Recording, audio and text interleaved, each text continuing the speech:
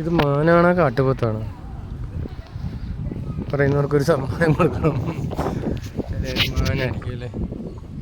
അതെ, മാനാണ്. പുള്ളിമാൻ. കാട്ടുപോത്തല്ല, പോത്തല്ല. പോത്ത് ഇങ്ങനെ എനിക്കറിയില്ല. ആ, പോത്താണ്. ആ, അതിൻ്റെ കുഞ്ചി കണ്ട, മറ്റേ തലയുടെ പുറകിൽ ഇങ്ങനെ പൊങ്ങി നിൽക്കുന്നത് കണ്ട. അപ്പം അത് മാനല്ല, പോത്താണ്. മാനിന് അങ്ങനെ ഉണ്ടോ? ഇല്ലല്ല, പോത്താണ്. അതാ സിംഹമാണോ? കർത്താവിനറിയണ്ട. പോത്തായിരിക്കും. അതെ, പോത്തിനല്ലേ ഇത്രയും വലിയ കൊമ്പുള്ളത്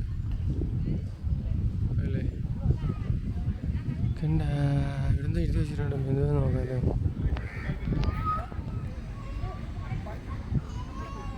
പ്രശസ്ത കലാകാരനും ശില്പിയുമായ പ്രൊഫസർ CS ജയറാമിൻ്റെ പാലിയോ ബോവൈൻ പുരാതന മൃഗചിഹ്നങ്ങളാണ് ശില്പനിർമ്മിതിയുടെ ആധാരം.